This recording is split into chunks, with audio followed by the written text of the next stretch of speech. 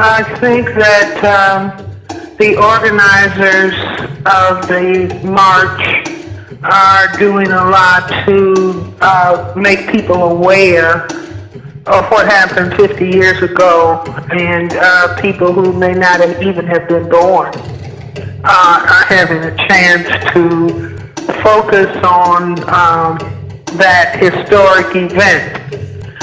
What I would like people to focus on is raising the question, why should black people have to, 50 years have passed, that's a half a century, and why are black people having to still march? And I think that that's the critical question that everybody should be asking themselves. In other words, what is going on such that black people still have to have the same set of complaints that they had 50 years ago? You see, and as a matter of fact, we have some of the same complaints that we had when we were formerly enslaved. Yes, people, for the most part, they have more access to material possessions.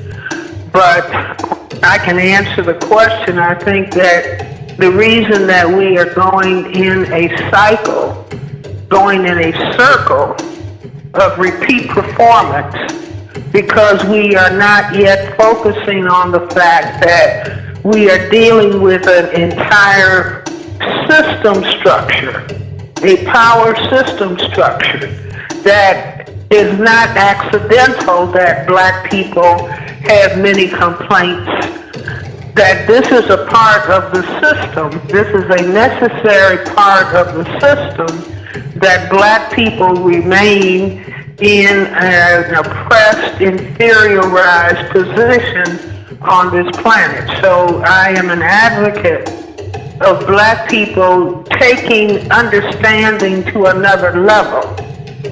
Instead of people talking about post-racial, as black people, we should be talking about now we are in the phase where we can have a scientific and critical understanding of what racism is all about, and that we should have increasing numbers of persons who are addressing this reality instead of going through, oh my goodness, Oprah Winfrey couldn't buy a purse.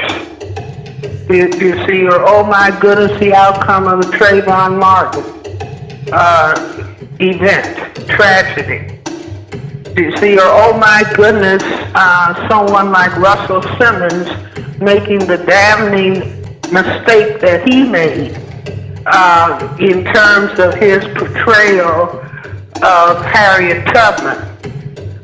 So I would like us to take our understanding to the level where all of these things we can put in a context and a framework of understanding. Because indeed, if we do understand racism, white supremacy as a system, as opposed to engaging in the fantasy that we are somehow post-racial because we have a black president.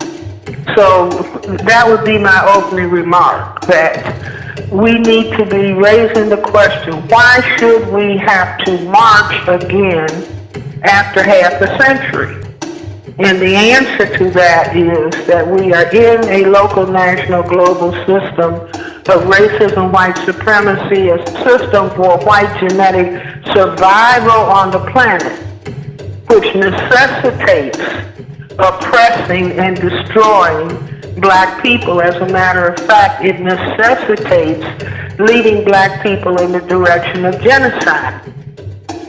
So that's where I would like to start.